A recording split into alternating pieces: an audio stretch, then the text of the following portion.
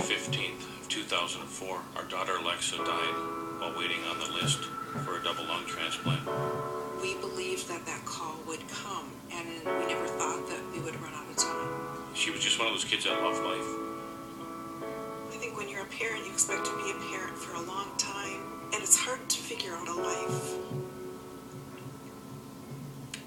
without her.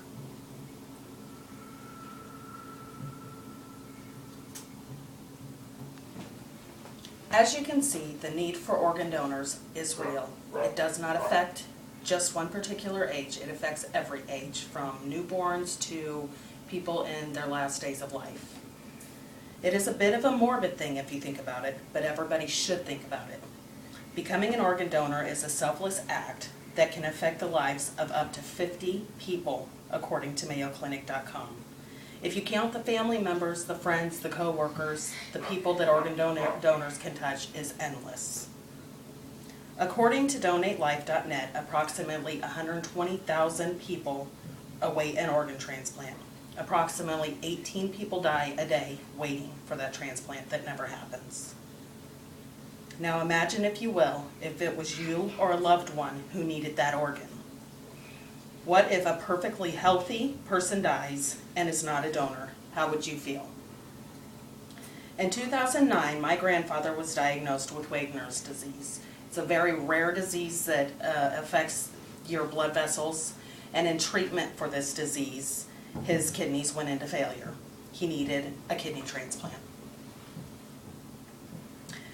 After extensive searching, family members, friends, anybody they could think of, his daughter was a match. He had a kidney transplant in March of 2011.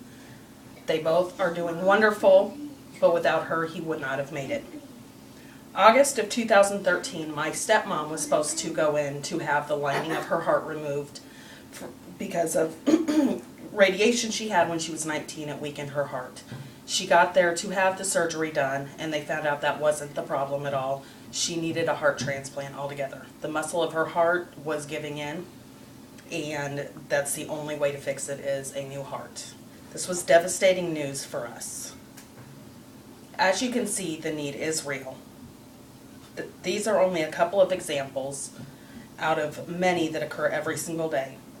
Wouldn't you want the opportunity for your family member or friend to be able to give every fighting chance they can get to live a life that is long and healthy? Certain organs can be donated while you are alive. The kidney, for example. Everyone has two, and the body can function with only one.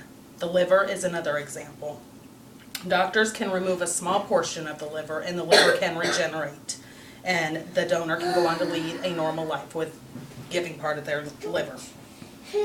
Organs and tissues can both be donated and make a huge life-changing difference in the lives of many. Organs that can be donated are the kidneys, heart, lungs, liver, pancreas, and intestines. While most donations are from people who have died, living donors can donate a portion of their liver, as mentioned before. Also, a donor can donate a portion of their pancreas, intestines, and small part of the intestines, Tissues that can be included in tissue donation are the cornea, middle ear, skin, heart valves, bone, veins, cartilage, tendons, and ligaments.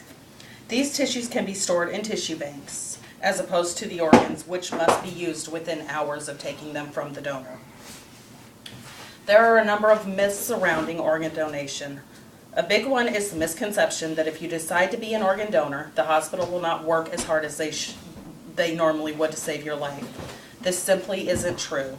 The doctor's first priority is to save your life. They do everything possible to do so. Another myth is the thought that you are too old to donate or too young to make the decision. While if you are under 18, you can't make a legal decision, but you can definitely talk with your friends and family members and let them know your wishes. So if something should happen to you, they can donate your organs.